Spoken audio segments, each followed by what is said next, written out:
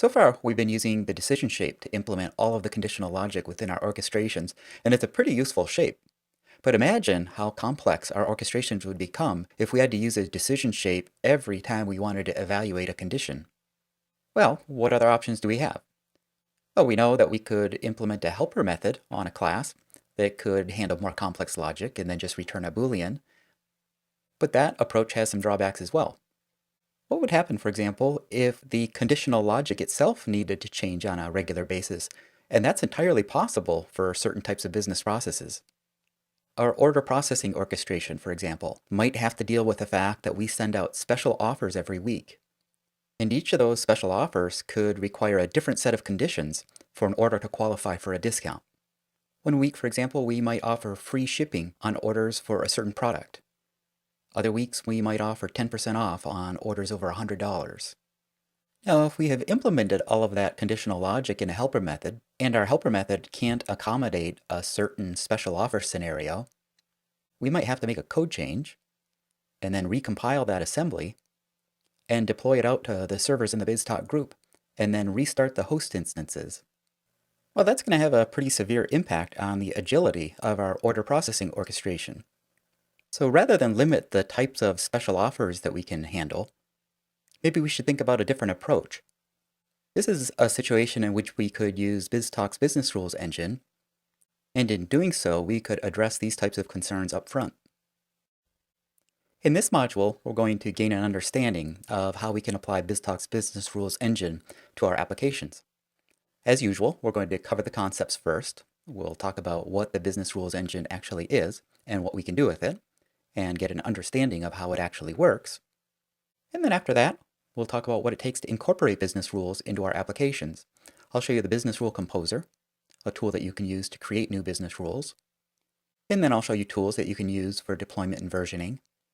And then I'll also show you how you can turn on tracking so that you can see exactly what's happening as your policies are executing in the runtime. So what exactly is a business rules engine? Well, the concepts behind rules engines have been around for quite a while, actually. They're rooted in the research and development work that was done in the 1960s and 70s with the goal of creating an expert system. That is, a system that can simulate human thinking. So that can become some pretty complex stuff. BizTalk then is just bringing that work forward and making it more accessible by providing a set of tools that we can use to work with this rules engine. But every once in a while, you're going to hear a term pop up, and it might sound strange to you at first. But that's just terminology that came back from that artificial intelligence research way back when. So in this lesson, we'll talk about what business rules actually are and how the BizTalk rule engine processes them. And we'll get an understanding of how we can use them in an app and where they might be useful. The toolset for working with BizTalk's business rule engine was developed with a few different types of users in mind. And so I'll talk about those different roles. I'll talk about how developers might use the tools, as well as business analysts or information workers, as well as administrators.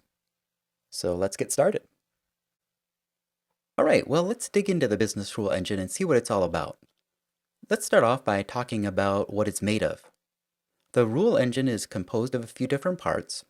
First of all, there is a database known as the rule store.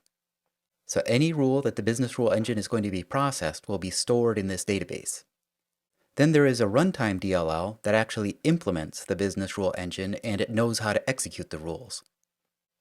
There is also a Windows service that sends out notifications when any new collections of rules have been deployed. A collection of rules, by the way, is known as a policy. And finally, there is a set of tools made available that we can use to develop and test and deploy these rules. Now at runtime, any application that is going to use the business rule engine needs to load the rule engine runtime DLL. So we could have many instances of the rule engine running on different servers in a BizTalk group. Each instance of the rule engine is going to maintain a cache of the rules that it reads from the rule store database. And then when it's asked to execute a policy, it's going to read that collection of rules from its cache and process whatever data is passed to it. Now the thing that makes this all very interesting is the deployment model. As you create new sets of rules and test them and save them off, they're all going to be saved in the rule store database. When you've completed your initial testing, you're going to publish your rules, and all that really is is an update to a status field in the database. Once you've published a version of your policy, you can no longer change it. It becomes read-only. If you wanted to make changes, you would need to create a copy of that policy and edit the copy. Now, simply publishing a policy will not make those rules available to the BizTalk runtime. When you are ready to make the rules available to the BizTalk runtime, you'll need to make another status change. You will need to mark your rules as deployed. Once you mark your rules as deployed, the Rule Engine Update service is going to send out a notification to every instance of the Business Rule Engine runtime. Then, each instance of the Business Rule Engine knows that it needs to contact the Rule Store database to load the latest version of your policy. Now, what's interesting about this is that it allows us to do real-time updates without requiring any compilation, and those updates are communicated to all of the servers in our BizTalk group. Alright, the next thing to talk about is where we can use something like this. Well, one scenario that you might encounter from time to time is a need for higher level validation. What I mean by that is that we often encounter a need for something more than schema validation. For example, if we have a policy that evaluates line items in purchase orders, it might need to be able to determine whether a product can be ordered by weight or if it should be ordered by volume. That's not something that we could get from schema validation, but it is something that we could implement as a business rule. Another potential use is that it might be possible to automate certain types of decisions. You might be able to define a set of rules that can automatically approve or deny certain types of purchases. Another potential use is that you might be able to create a set of rules that determine when a notification needs to be sent out. For example, you might be able to implement a policy that performs some sort of fraud detection. And if it identifies something suspicious, it can send out a notification and somebody can investigate. Sometimes it makes sense to use the business rule engine to help route messages. We might, for example, be able to define a policy that knows how to identify a high priority purchase order. The policy might evaluate a set of fields in the purchase order and then set a property on that purchase order message to indicate that that message should be sent to a special orchestration that's designed to handle expedited orders. You can see a few simple examples of some business rules at the bottom of this slide. These rules might be used to evaluate a new order. And the first one is checking if this is a customer that we already know about. So when this rule actually runs, it is quite likely reading a customer ID from an XML message, and then querying a database to see if that ID exists. And then if it finds that customer in the database, it is quite likely setting a field on the order message to indicate that this is a known customer. And the second example, checking for a known product, is similar to the check for a known customer. And then finally, we have a rule checking to see if the product is available and in inventory. And in this case, the rule is checking the database to see if the quantity on hand is low, and if it is, then it should issue an order for new stock. Well, before we go any further, we should probably stop and define some terms that we're encountering. First of all, there's the term rule itself. A rule is basically an if-then statement. There's really more to it than that, but that will serve as a starting point. So the if clause is simply a logical condition that evaluates to true or false. And the then clause specifies a series of actions that need to be taken if the condition evaluates to true. Now, rules operate on facts. Conditions check facts and actions update facts. You can just think of facts as variables that identify some item of data. Now, a rule doesn't stand on its own. It's always going to be part of a policy. A policy is a collection of rules that operate together, and the policy defines a scope. In other words, a rule in one policy is not visible to a rule in another policy. And one other thing to note about policies is that they serve as a unit of versioning and deployment. You cannot deploy an individual rule. You always need to deploy a policy. And if you're going to make a change to a rule, you need to make that to a new version of the policy that contains that rule. One thing that we haven't talked about yet are business rule vocabularies. You can think of a vocabulary as a collection of friendly names for the facts that you will be using to create your rules. You could say that a business rule vocabulary term is like a variable name for a fact. Now, vocabularies are not absolutely required, but they are very helpful. They make it much easier to read and maintain your policies. Okay, now that we've gotten some of the terminology out of the way, let's spend a minute to gain a better understanding of what a business rule actually is. We know that a rule is like an if-then statement. It operates on these things called facts, which are really like variables. And a fact ultimately maps to an object or a field originating in some data source.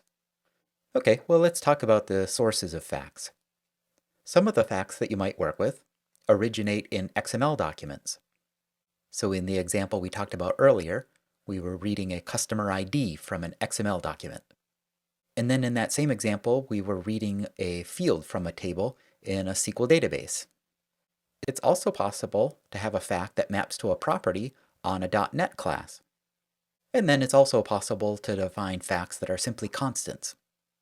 Okay, the condition of our rule is going to evaluate facts, and then the actions in our rules are going to update facts. Now, I mentioned that a rule is like an if-then statement, but not exactly. And there are two key differences that I'd like to point out. First of all, it's very common to define a fact with a data access expression that returns multiple values.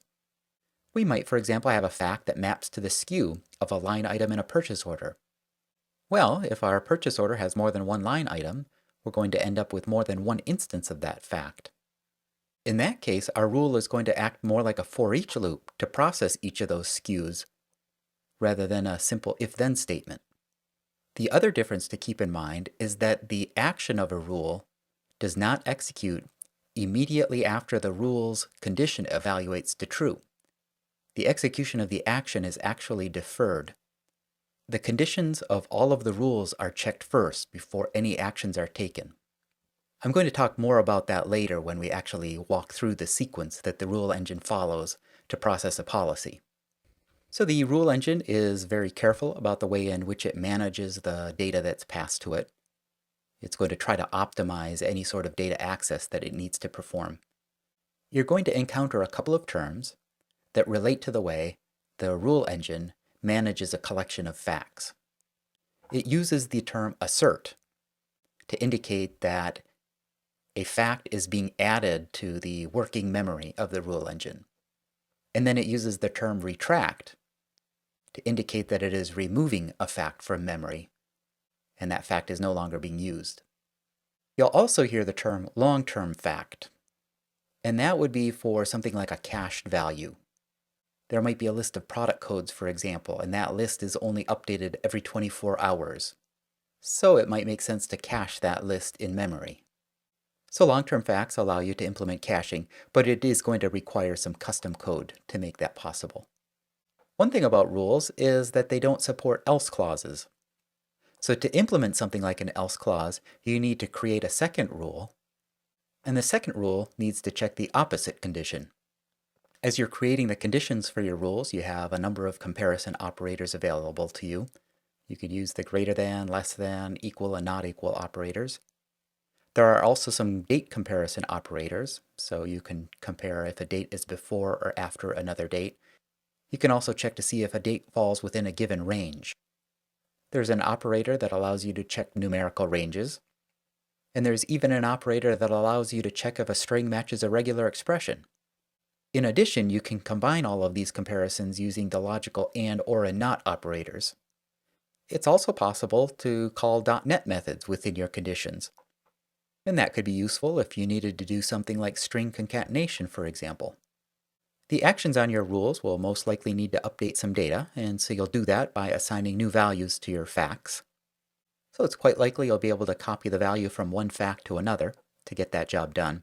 But if you need to combine values, but the rule engine gives you access to some functions to add, subtract, multiply, and divide. It also gives you access to some time functions to extract hour, minute, seconds, and so forth. And again, you can call .NET methods. In addition, you have access to a collection of engine control functions. You can actually tell the rule engine to stop executing. You can add new data into the working memory of the rule engine by asserting a fact, or you can retract facts, or you can tell the rule engine that you want it to update a fact. When you first start working with the rule engine, it can take a little while to get used to the sequence that it follows to execute a policy. BizTalk's rule engine is actually what's known as a forward chaining inference engine, which means that it can attempt to simulate human thinking. It's possible, for example, to instruct the rule engine to make more than one pass through a policy, which allows it to pick up new information and evaluate new conditions as it makes each pass. Now, of course, not every policy needs to take advantage of forward chaining, but it's a good idea to spend a few minutes to get a basic understanding of the rule engine's execution sequence. So in the first step, we initialize the rule engine with a set of data. The engine isn't very demanding. It will attempt to work with whatever data that we provide, and it will use that as a starting point. Once the initial facts are asserted, the engine will begin evaluating rule conditions. So it's going to do this using a fast pattern matching algorithm known as the RETI algorithm. If a rule condition evaluates to true during the match phase, then that rule's actions are added to a list. And that list of scheduled actions is known as the agenda. By the way, the rule engine does not consider it to be an error if it does not have the facts that are required to evaluate the condition for some given rule. In those cases, that rule is simply ignored. Once the match phase is complete and the agenda has been updated, then the actions will be sorted by priority. You'll hear of this referred to as the conflict resolution phase. The priority that I'm talking about here is a property of the rule. As you create or edit a rule, you can set an integer value to specify its priority. All rules default to a priority of 0, but if your policy requires actions to run in a certain order, you can assign rule priorities accordingly. Now, once the agenda items have been sorted by rule priority, the rule engine will execute the actions on the agenda from top to bottom. Once it has completed that, it will then retract any facts that it has in memory, and the execution is complete. So it's actually pretty straightforward. The complexity starts to creep in if you make use of any of the engine control functions, particularly if one of your actions asserts a new fact, or if you call the engine control's update fact. In that case, the engine now has new information that it needs to use to evaluate all of the other rules in the policy. So when the rule engine encounters an action that asserts or updates a fact, it is going to complete executing the remaining actions for that rule, and then it is immediately going to return to the match phase. And then once that iteration of the match phase is complete, it will resort the agenda, and then once again begin at the top of the agenda and attempt to execute from top to bottom. Now, the orchestration designer really makes it very easy to implement a call to a business rule policy from an orchestration. I'm going to talk more about the specifics on that later, but for the moment, I would just like to consider a few scenarios in which you might want to do such a thing.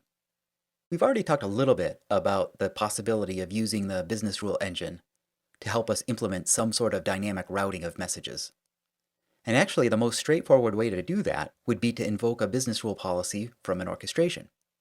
So as an example, we might have a set of orchestrations that know how to process orders. One of these orchestrations might implement a process for handling expedited orders. Another one might handle orders for products that require special shipping arrangements. And we might have one other orchestration that processes all other order types. In a case like that, it can make a lot of sense to create a new orchestration that does nothing but route orders.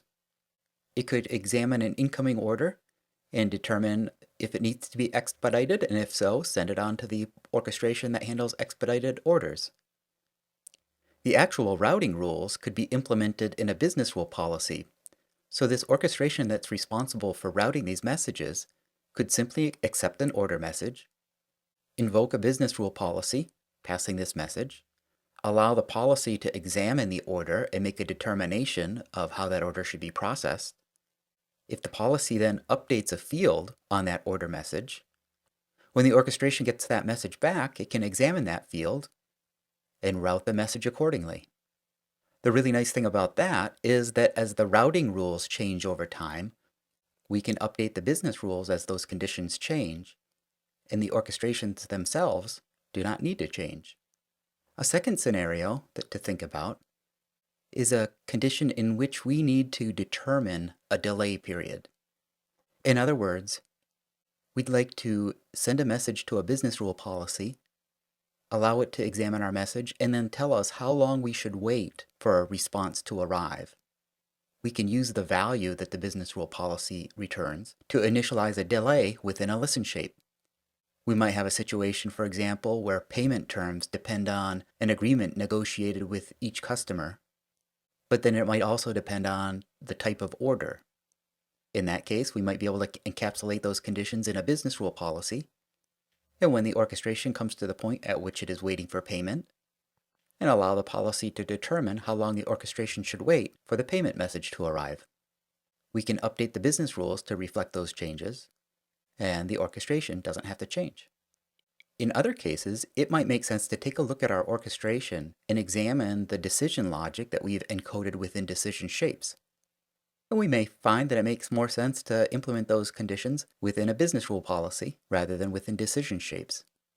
We can let the business rule policy handle the more complex conditional logic, and when the orchestration calls it and receives the message back, our decision shape can simply examine the result passed back from the business rule engine and branch accordingly. And once again, if any of those conditions change, we can update the business rule policy, and the orchestration itself doesn't have to change. If you incorporate the business rule engine into any of your applications, it's going to be important to know who's responsible for which tasks. So those tasks will be divided amongst the developers and the information workers or business analysts and the BizTalk administrators. And it's quite likely that those roles could overlap to some degree. Developers, for example, will need to perform some of the administration tasks on their own workstations and perhaps even in some testing environments. So as a guide, you can probably expect that developers will be responsible for creating and maintaining vocabularies.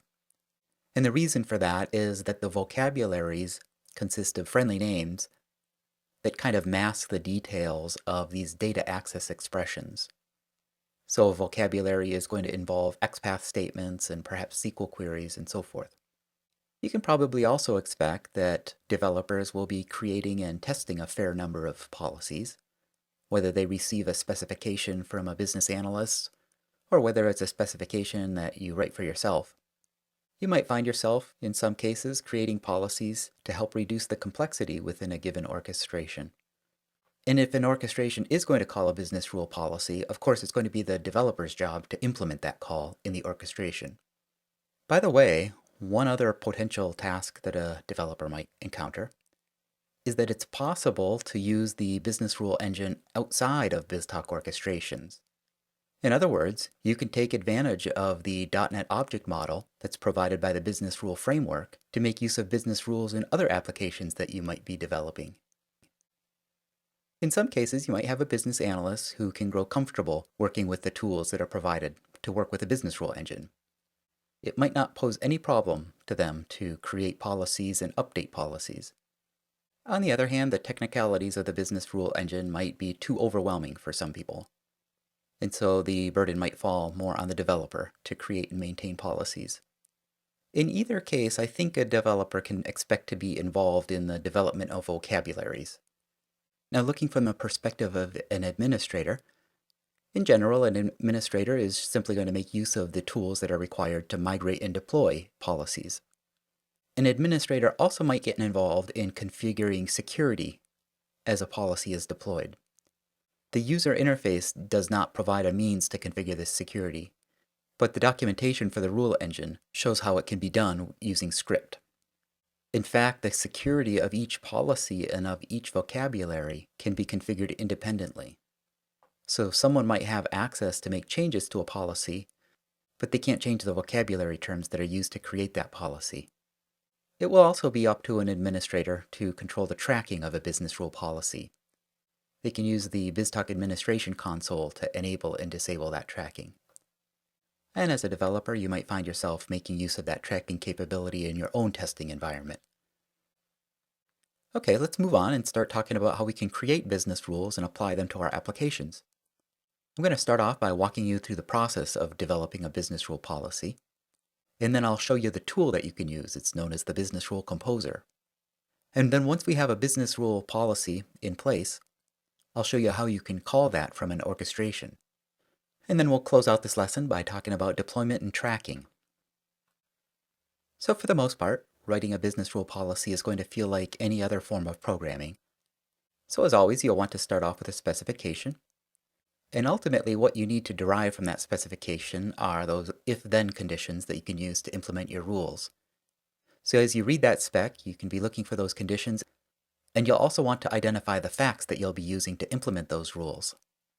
Now, there might be a fair amount of research involved in identifying all of the sources of data for your facts. So you'll want to make sure that you have that well documented. And then once you have those facts and sources identified, you can start defining vocabulary terms. And you'll use the Business Rule Composer to create vocabulary terms.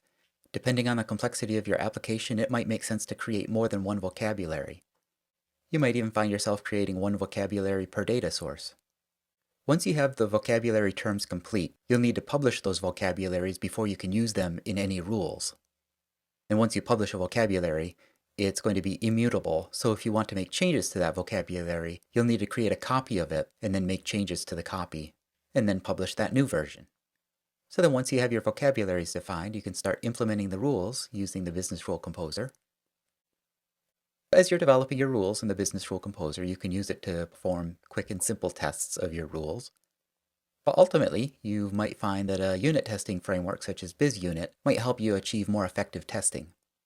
Once you've finished your development and initial testing in the Business Rule Composer, then when you want to test your orchestration and policy out in the runtime environment, you'll need to deploy your orchestration, and then you'll need to mark your policy as deployed as well. Once you have both of those deployed, you can start testing in the runtime environment. Then when it comes time to migrate to a new testing environment, there's a tool that you can use to export the rules from your development environment to an XML file. You can move that XML file to a new testing environment and import those rules there. So here's a screenshot of the Business Rule Composer. This is the tool that we'll be using to create new vocabularies and rules. And this is the same tool that a business analyst would use to either view or edit rules. And a BizTalk administrator will quite likely make use of this tool as well. So in addition to creating and editing our vocabularies and rules, we're going to use the Business Rule Composer to publish and deploy rules to our development environment. Now, if we have administrative privileges in our development environment, we'll have full control over any vocabularies and policies that we might create. Depending on your circumstances, you might be able to use this tool to view the rules in other environments, but it wouldn't be a real big surprise if your access to those rule databases was limited. In this demonstration, I'll show you how to open the Business Rule Composer and how to view policies and vocabularies. One version of the policy that we're going to look at does not make use of vocabulary terms, and the other one does. So you'll be able to see how much more readable a policy is when it makes use of vocabulary terms. After that, I'll show you how we can use the Business Rule Composer to test those policies. All right, well, let's start off this demonstration by opening the Business Rule Composer. And we can find that on the Start menu under the Microsoft BizTalk Server 2010 menu.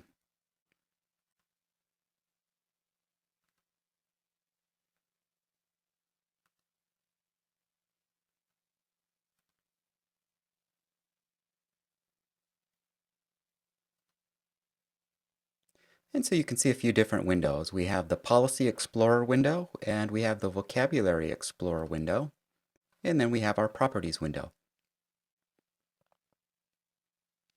We have two versions of the loan approval policy deployed. And you can see that these versions implement the same set of rules. One of these versions uses vocabulary terms and the other one does not. Let's first take a look at the vocabulary terms themselves. So we have the loan process vocabulary, and there is one version of that. And one of the vocabulary terms provides the base income for a loan applicant. That base income value is read from an XML document. And if you look in the Properties window, you can see that that is a system.decimal value. You can see a description.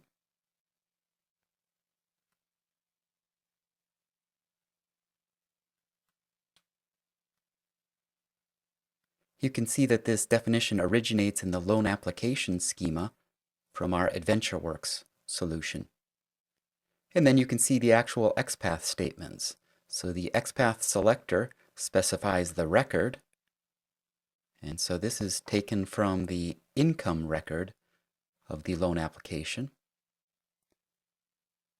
And then the XPath field specifies where to find the actual value.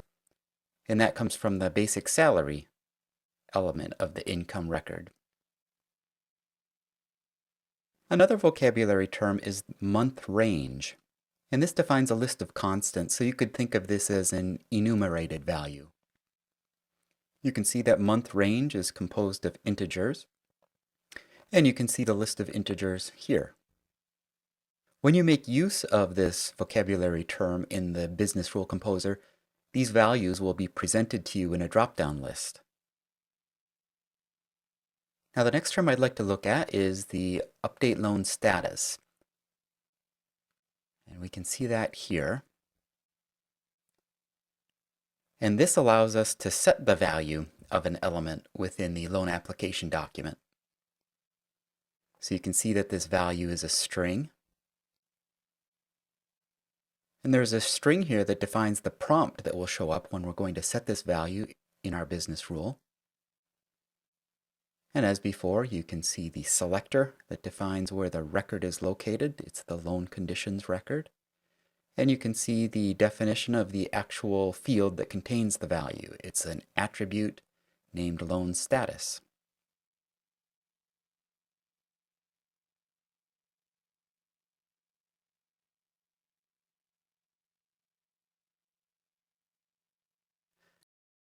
Let's take a look at these policies. Now, version 1.1 of this policy does not make use of the vocabulary terms.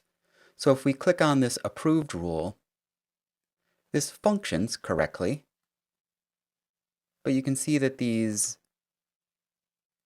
rules contain the entire XPath expression that's required to access each value. You can see that we're updating the loan status here and checking the basic salary and other income field here to ensure that they are greater than the loan amount.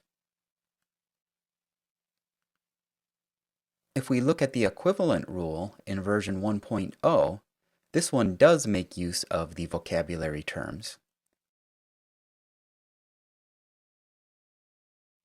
So you can see that it's a lot more readable. We can see that monthly base income plus secondary income is compared against the requested loan amount, as well as months employed and our current residence. Now I'd like to test this policy. So here we have our test data. We have a set of loan applications, one that will be denied and one that will be approved. I made copies of each of these files because the rule engine is going to modify whatever file we provide as test data. So I'll keep a master copy in reserve. But here you can see the loan application that will qualify for approval, the basic salary, and the time in months at employment and residency exceeds 6 months.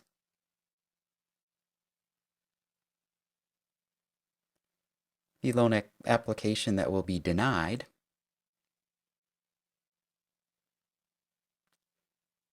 has a basic salary that is less than the loan amount, and the time of employment and residency are less than 6 months. Okay, well, let's use the Business Rule Composer to run a test. I can test this policy by right-clicking and then choosing Test Policy.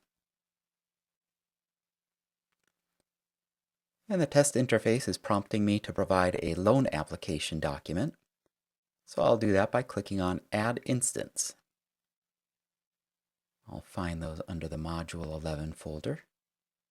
And here we have the loan application document that we can test for the approval conditions. And then click Open. Okay, I'll click Test to initiate the test. And you can see a trace of the activity that took place when this policy was executed. It's listing each of the facts that was asserted into the engine,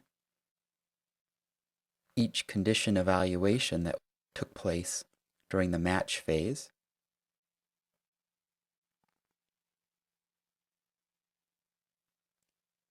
each agenda update that took place, and then each agenda item that actually executed. And finally, all of the facts that were retracted. Let's go look at the result here. You can see that the file was updated.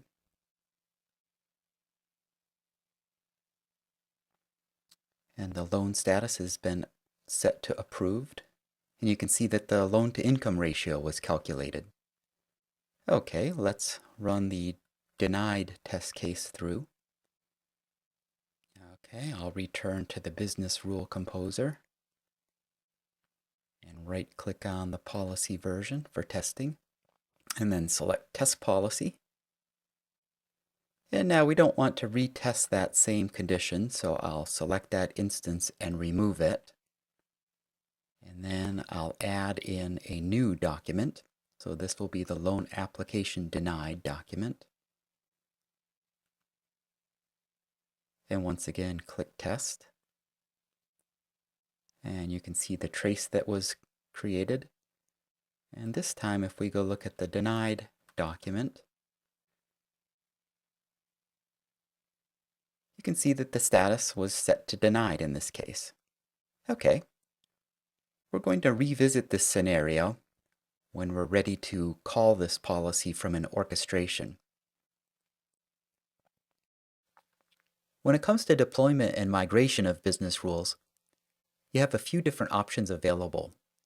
First of all, in your own development environment, it's going to be easiest to use the business rule composer to do the initial deployment of your policies. The business rule composer also makes it possible to undeploy and delete policies that you're no longer using. Now, when you need to move your policies from your development environment to a testing environment, you have a couple of other options. One, you can use the Business Rule Engine Deployment Wizard to export your vocabularies and policies out to XML files, and then copy those over to the new testing environment and import them there.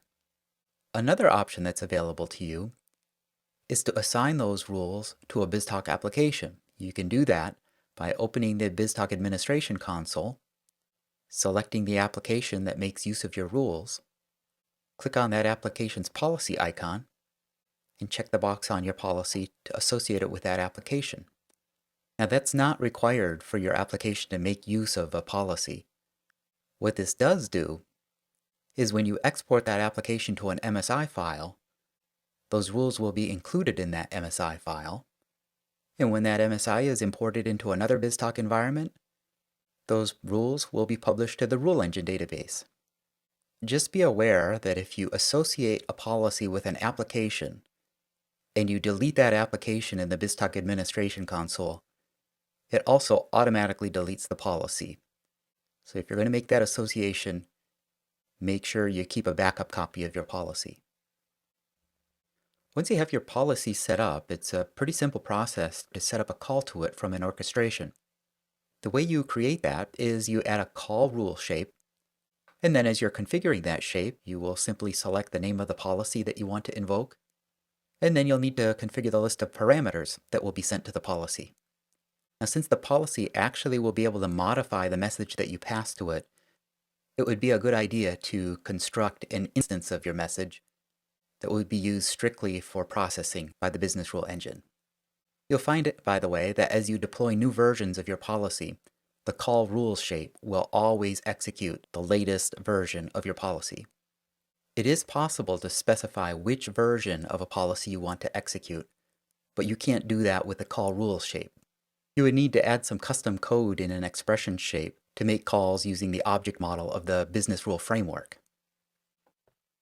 In this demonstration, I'll show you how to add a call rules shape to an orchestration, as well as how to configure it with the name of the policy and the list of parameters that need to be passed in. Okay, well, we're familiar with this policy now. Let's set up an orchestration to call the policy, and we can do that in Visual Studio. We're going to add this call to the process loans orchestration. So it's really very straightforward.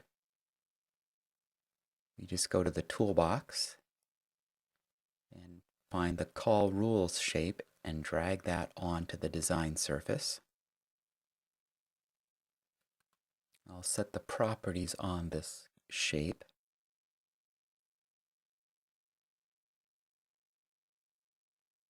And the most important one here is to select the policy that will be called. So I'll configure the policy. In this orchestration, we'll be making use of the loan approval policy.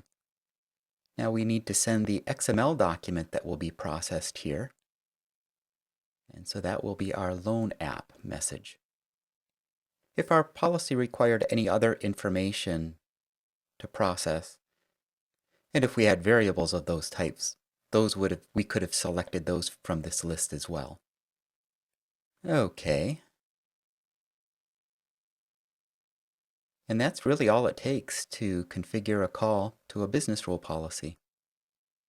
And when you get to the lab exercise, you'll be able to take this all the way through to completion. As you're testing your rules in the Business Rule Composer, you get that trace of all that detail showing the execution sequence of the policy. Once you've deployed your policy out to the runtime environment, however, you lose all of that information. Well, there is a way to get access to that information, and you can go into the BizTalk Administration Console and find your policy, and you can enable some tracing options on it. There are 4 individual options. One option allows you to see when facts are asserted and retracted. One allows you to see the conditions that are evaluated. One allows you to see the rule firings. And another one allows you to see agenda updates. So you can choose any or all of those options, and that tracking information would be collected for you. Once you've enabled tracking and you've sent messages through your environment, you'll be able to go back to query for that tracking data. But as always, anytime you enable any form of tracking, you need to be aware of the impact that it will have on the size of your tracking database. In this lab, you are going to create a business rule policy from scratch. So you'll start off by creating a set of vocabulary terms, and then you'll use those to create the business rule policy itself. Once you have that finished, you're going to incorporate that into the AdventureWorks application to handle automated approval of loans. You're also going to implement the manual approval process, which will require you to set up correlation, and loans that will require manual approval will be sent to SharePoint for review, and they will remain there until they have been approved or denied, and then the AdventureWorks app will read those back in and complete the processing.